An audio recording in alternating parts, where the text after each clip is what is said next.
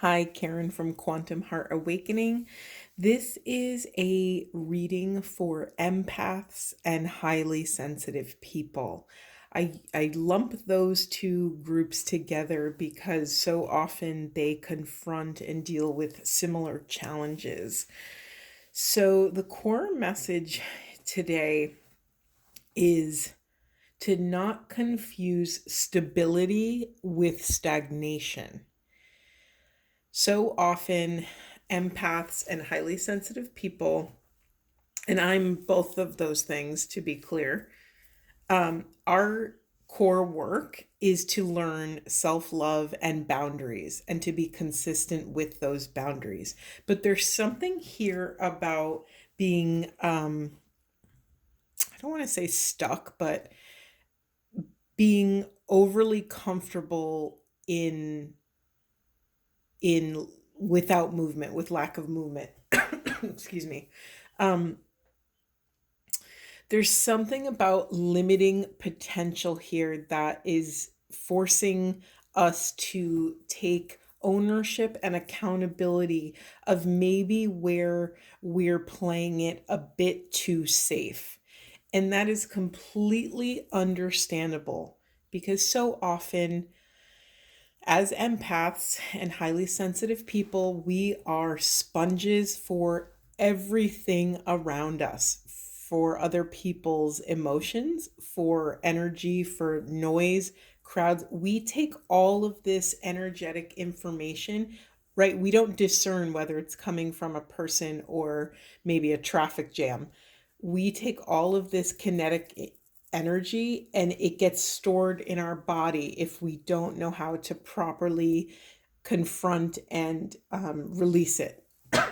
Excuse me, I might be coughing this whole reading, so forgive me. Um, our job as empaths is to honor that our skill is a superpower. I'm sure you've heard that. Everybody says that. And it is. It is. Our body, mind, spirit instrument is so sensitive that we have access to information in what I would call other realms. Take that with a grain of salt. Our job is to ground in this gift and learn how to use it to navigate this world.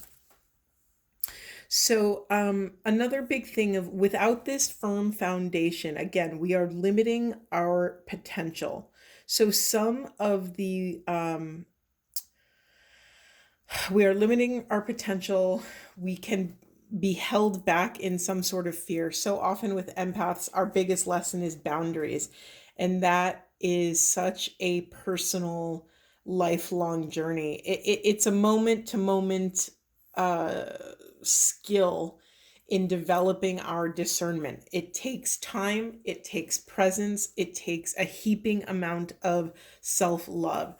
It's very easy if you've racked up a lifetime of, I would say, a couple decades of boundary crossing under my belt, and it took me a lot of space and time to dismantle and learn and understand how I was showing up in the world and how I was allowing other people to show up in my environment, to understand how to properly, safely navigate that environment so that I could access the highest and best possible potential of a moment. Um, Without this firm foundation, we will not have a safe place for us to return home from the world, from the outside world too. So it's incredibly important to create your sanctuary. Of course, it's probably easier to start off creating your external sanctuary. I pulled some self care cards. Some of the things that you could do is to connect with your ancestors. You could pray to them, you could talk to them, you can, bring all of your trials and tribulations and put them at the altar for your ancestors to help you navigate them. You can do a burning bowl ritual And that could mean a bunch of different things. You can, one version of that, excuse me, is writing down everything that you would like to release, writing it down on a piece of paper, and then burning it. Of course, take safety precautions. Do this outside, I recommend. And you're allowed to go to the places you need to quote unquote escape. I'm apprehensive to use that word because we don't want to escape forever, but you are allowed to take some self care, create some art, watch a movie, do whatever self soothing ritual you need to do to ease your nervous system to come back into regulation. So you're also,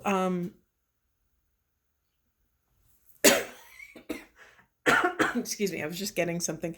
You're also not doing this work in a vacuum. You're never alone doing this work. So call in mentors, call in people who inspire you. And for empaths and highly sensitive people, we drink inspiration like water. We can be inspired by, anything and everything. And so we have this beautiful gift of abundance in inspiration all around us. A bird flying over a pond, a trash bag blowing in the wind somewhere. I don't know.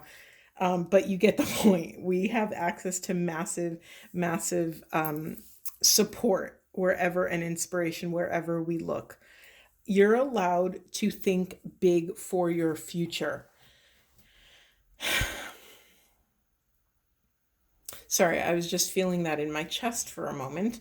So this could feel difficult. I'm drawn to, on that first top card, her red flames in her chest. This could feel very activating or triggering even to think beyond the present moment and honor that. Take up enough space to go at your own pace. You are being asked to tap into your high priestess energy, whether you're in a masculine body or a feminine body or whatever whatever you want to call it.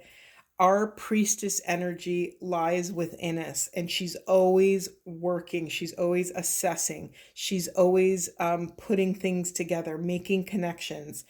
And she's just sitting there. She's just sitting there on her throne, accessing all of this powerful, powerful wisdom. She's holding it. She's stockpiling it for the day that you are ready to receive all of the wisdom that she is ready to give you. There's so many cards of awakening in this spread. We have the top card, her third eye is glowing. We have a lot of sun and fire. There's a lot of illumination in this card. We have a direct awakening card. Be patient with yourself. Be patient because you are coming into deeper relationship with your internal compass, your internal higher self. This is an adventure if you're willing to see it that way, but it will feel like a disruption. The other thing I'm getting is that if we have a lifetime of boundary crossing under our belt, and my heart goes out to everyone that has experienced this, it's very, it can shift your internal world and cause a lot of fear in the nervous system. So I just want to take some space and some time to honor how difficult that process is. Let's just give a moment.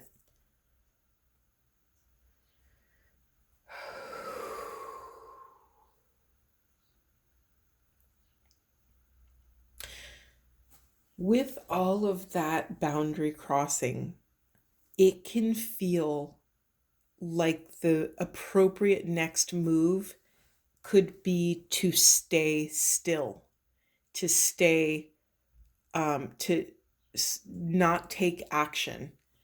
And this could have become a very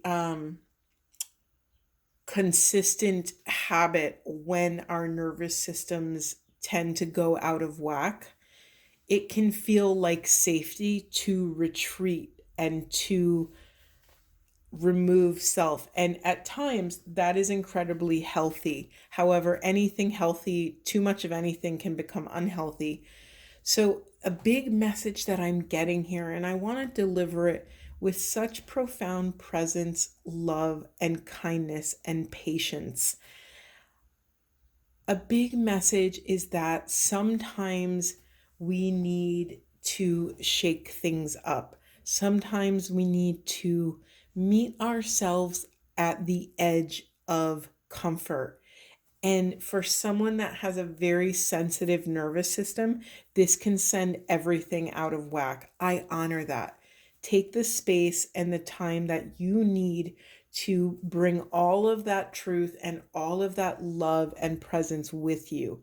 And you are always in control. You are a sovereign being stepping into deeper awareness of self so that it can help you tap into wise discernment so that you can access your intuition. Once we access intuition, we then have access to alignment and aligned choices. Those aligned choices are in alignment with your soul. When we are responding to our intuition, we are coming deeper into wholeness. We are accessing an ascended version of self.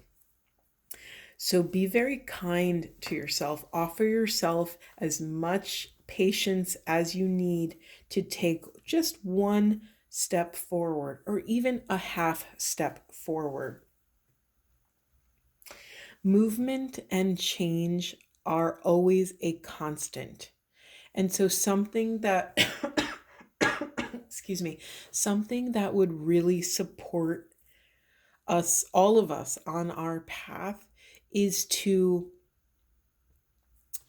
switch our awareness, or rather unpack our awareness of what safety really is and what safety can be, and how our version of safety and our definition of safety can really either limit us or open our life up to infinite possibility. I want to share that message. We have this heat card, and what happens when you apply heat to a pot of water on the stove? It creates energy, right? It creates energy. Maybe after a certain amount of time, the water starts boiling, right? There's this kind of excitement in the molecules, right? We start bubbling. There's a lot of movement and an expulsion of energy. And so this message really feels like it may be time to apply some heat to parts of ourself that maybe have been lying a little stagnant. And again, take space to go at your own pace to the point where you feel safe and secure and confident in the choices that you are making. There is no rush. You haven't come this far to only come this far. We are coming into deeper, kinder relationship with self and understanding what our true boundaries are, what our core values, our core ethics, what those things are, so that we can draw appropriate balanced boundaries, not boundaries that come from someone else or because of something else, but boundaries that really support our regulation, our safety, our sense of comfort. And once we do that, and only once we do that, then we can start applying heat to certain areas of our life. And we will feel secure that in these moments of, boiling in our lives, we get to take our boundaries with us. We get to be in consent with self and with other. And that could mean with our children, with our partner, with our boss, checking inward at each moment that we are in consent with what's happening around us, with what's happening for us and to us, is the key to building that self-confidence. You are retraining how you come into relationship with the world around you, and you are creating your own safety and your own inner sanctuary that you get to take with you in every moment in your life. Let me feel into if there's anything else moving. We got the expectation card in the unconscious position. Let me speak into this a little bit. As empaths and highly sensitive people, sometimes we forget that not everyone has access to what we have access to. Things might seem really obvious to us because we can feel how other people are feeling. We understand why they took certain actions. We see through what is being said and we go straight to the feeling data. We trust it more than words, right? We trust our body instrument more to pick up important information that we need to navigate this world. So because of that, we may show up in life and have expectations for other people to respond, react, understand things the way we do. And so I just want to shine some awareness on that because it is showing up in kind of the shadows. So be mindful that not everyone has access to the awareness and interpretations that you have. So use that wisdom and data wisely. Draw boundaries around how you, draw boundaries around your expectations that you have, and be careful not to unfairly or unjustly hold people to an expectation that they may never have the skills or access to be able to reach. That's really important because we love so deeply and we so deeply want the world to be in balance, to feel, to access peace, to access love. This is something we confront within ourselves 24/7. And so it's very easy to drown in those expectations. And this, yes, it's a loving practice to release expectations for the people around us. However, it's really a self-preservation tactic as well to release expectation, because you won't really be setting yourself up for disappointment. And that is so important, to make sure we keep ourselves in check and keep our gifts and our talents in check, and make sure we are using that awareness and that information wisely. We feel things that other people don't, so we can pick up on other people's internal world. And that internal world, I think sometimes we forget it's private. We think it's, everybody has access to this and it feels like a very public thing. But really, that person or that, whatever the situation is experiencing those things within themselves. And they may not always be ready to have someone else speak to those things or to air their personal things out loud or external to their internal world. Be discerning over when you cross that boundary, because we want to be also, on top of wanting to be in consent with self, we getting ahead of myself. we want to be in consent with self, yes, but we also want to be in consent with other people. We don't want to cross other people's boundaries because we know what that experience is like. Honor self, honor your gift, honor the boundaries within and without. And then I'll just end. I pulled a Buddha card, a Buddha wisdom card, and it says, "When your words are lies, where will your mischief end?" For me, this speaks again to being in consent with self. It's very easy as empaths, because we feel everybody's stuff. We think we are oftentimes the early life of an empath is learning that we are not responsible for anybody else's emotional energy, baggage, life. We are not responsible. It is not our work. It is not our job to manage the emotional energy or any energy of anyone else other than ourselves. And so often, because we feel everybody's stuff, we want to help them come into balance. And sometimes we will do that at the expense of ourselves. So keep your words true. If a friend is suffering or having a hard time and wants to go to dinner and it's not in alignment for you to meet them, honor that truth. Don't say yes when you want to say no.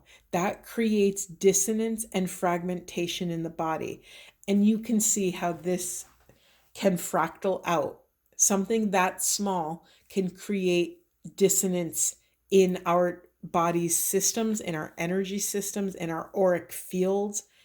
It can cause more damage than good, because once you start getting in a pattern, once you start slipping and saying yes when you really want to say no, we start creating a habit of doing this, and we'll let it slide, it's not a big deal. But it is a big deal in terms of your energetic sovereignty. You want to remain in consent with self. I know I've said it 1,000 times in this reading, but it's so important. Honor your truth, honor your yes, honor your no. And the most important piece, if you cannot discern a yes or a no, if you are falling into the category of a maybe, that is a no for now. It makes life so much easier when you have these rules that support you to come into deeper awareness of self. If it's a yes, honor your yes. If it's a no, honor your no. If it's a maybe, it is a no for now. It is a no until you can access what you need to and communicate your needs, your desires, and your boundaries to access your yes. If it's a maybe, it's a no. I'm just saying that 100 times so you really receive it. Okay, I think that's it.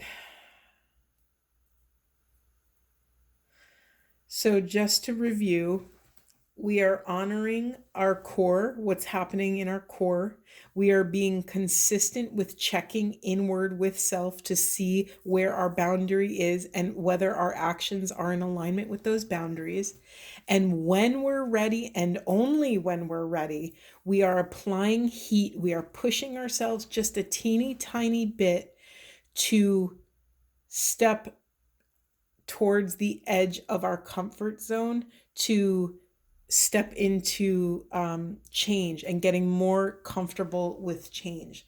We are letting go of expectations. We are working towards building a solid foundation so that we can access our deepest prosperity. I hope you all have a beautiful day. Thank you for being here.